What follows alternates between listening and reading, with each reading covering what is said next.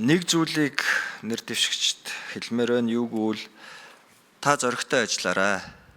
Одоо бол та шийдэмгий тултлаа ямар ч юмнаас одоо ухралгүйгээр ажиллах ёстой. Би энэ дээр юу хэлэх гэж байна гэхээр ялангуяа улс төрийн одоо салбарт юу ажиглагддаг вэ гэхээр сошиалар түрүү энх хоёр гишүүн бас хэлж илээ. Сошиалар баах юм хөөргөдөж энэ болохгүй бүтэхгүй юмыг улс төрийн хүрээнийх нь л хийдэг.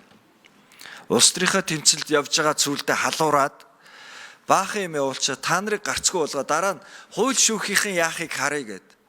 Та нар яахыг харуулж. Буруугүй үнэхээр дотоод итгэл үнэмшилт чинь харваас зүгээр сошиалар нүдж жагаад тэгээ та нараар ямар нэг юмыг үнцэлгүйгээр буруутгах гэж байгаа бол тийхгүй гэж хэлээд энэ улс чинь хуультай.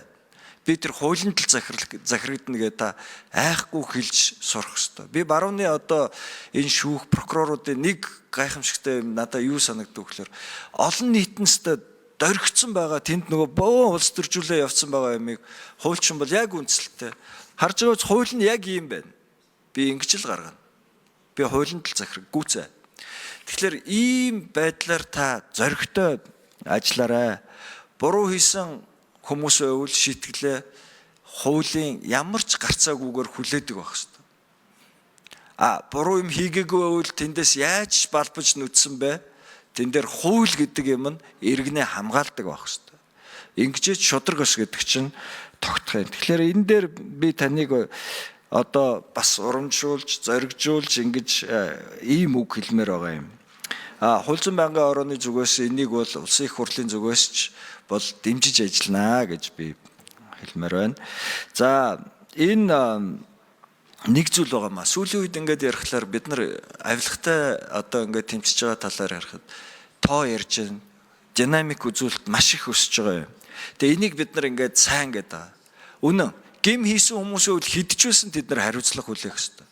Тэгэхдээ хуулийн хэрэгжилтийн цаад зорилго чинь юу вэ гэхлээр эцсийн дүндээ тэр авилга гэдэг үзэгдэл буурах ёстой. Одоо нэлээд хэдэн жилийн дараа авилгачдын тоо хэвэндээ байгаа, шийтгэлийн тоо хэвэндээ байгаа гэвэл хууль хэрэгж нөгөө хууль чинь урьдчилан сэргийлэхгүй авилга гэдэг юм чинь буухгүй байгаад байна гэсэн. Тэгэхээр цаадлын ер нь үзүүлэлт бол тэр тоо алстаа хууль үйлчлээд энэ хуулийн үйлчлэлийн үрээнд авилга гэдэг үзэгдэл чинь өөрөө багасаад энэ багасгах юм бол тэр шийтгэл гисгэл авч байгаа хүмүүсийн тоо багасах ёстой. Энэ үр дүнгээ бид нар тооцож ажиллах ёстой гэж би бодож байгаа. Ингийн бол нөгөө хүнлэг, хүний эрхийг дээдлсэн хандлага маань өөрөө зөнхилж ийн гэсэн. Тэгэхээр энэ дээр нөгөө хууль үйлчлэлдэг, урьдчилан сэргийлдэг энэ тогтолцоогоо бий болгож авилга гэдэг үзэгдэл өөрөө буурах ёстой. Тэрийг бид нар бас бодолцмоор байна. Яг гэвэл олон жилийн дараа ч гэсэн тэдэн мянган үнийг аваачаа тийцэн гэдэг ингээд суугаад авах юм бол тэр авилгатайгаа бид нар системийн хувьд бүхэлдээ их хуралтайгаа прокурор цагдаа АТГ шүүхтэйгээ тэмцэж чадахгүй байна л гэсэн ийм үзэгдэл улсад тийм дүн тавигдана гэсэн үг. Тэгэхээр тэрийг бид нар бас бодолцмоор байгаа. Тоо гэдэг дээр тэгэхээр энийг анхаарч ажилламаар байна гэж бодож байгаа. Зүгээр би нэг хамаагүй санал хэлээ. Энэ та нар маань бодоод үзээрэй. Танай салбарт AI-ыг нэвтрүүлмээр байгаа. Одоо энэ хиймэл оюун ухаан нэг. Тэгээд болдог бол би зүгээр одоо төсөөлж ийн шүү. AI прокурор бий болгоо тэр нь танай дотоод хэрэглэнэ. Гадаад талдаа хэрэглэгдэхгүй шүү. Дараа нь прокурорууд энэ дээр ингээд дүгнэлтээ гаргахад яг тэр хэргийн материалууд нь өмгөөлөгчд нь жишээлбэл нөгөө өмгөөлж байгаа хүмүүсийнхээ материалыг танай платформ руу оруулсан байдаг. AI тодорхой энэ дээр бол яг ийм дүгнэлт гарах юм байна. Хувь хүн субъектив ямар дүгнэлт гарч байна. Тэр их олон зөрүүд ирэх юм бол прокурор дээр энд яагаад таних AI дээр ийм шийд гараад байхад таних маш олон ингэ зөрүүд байна гэдэг асуудал гарч ирэх юм бол дараа нөгөө прокурорууд гаднаас ямар нэгэн нөлөөлөлгүй за намайг тэргүй хэний ч нөлөөнд автахгүй AI бас давхар хинж байгаа шүү гэдэг тэр болгоомжлол прокуроруудын толгойд төрөх тийм нөхцөл үүсэх ба.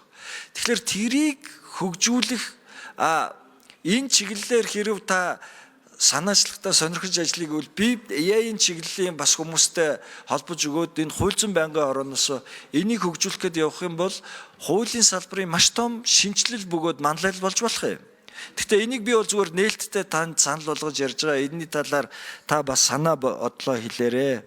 Тэгээ эцэст нь нэг зүйлийг хэлэхэд одоо ингээл улсын их хурлын гишүүд дарахын хэрэгтэй энэтрээгээ би ийм юм дээр бол нэг л байр суурьтай байдаг. Монгол улсын иргэд дарахын хэрэгтэй. Үндсэн хуулиараа. Тэрлүү хамаагүй угаасаа халдаж болдгоо. Улсын их хурлын гишүүдийн тэр дарахын эрх иргэн хүний дарахын эрхээс давсан байж болохгүй. Эрүүгийн хуулийн яг асуудал дээр бол иргэн хүн яг тийм ижил төвшингийн дарахын эрхтэй байх ёстой шүү. Энийгээ бид нар тал талдаа анхаарч явах ёстой. Тэгэхээр таны хараа хяналтанд монгол хүний эрх чөлөө байгаа шүү гэдгийг би бас хэлмээр байна.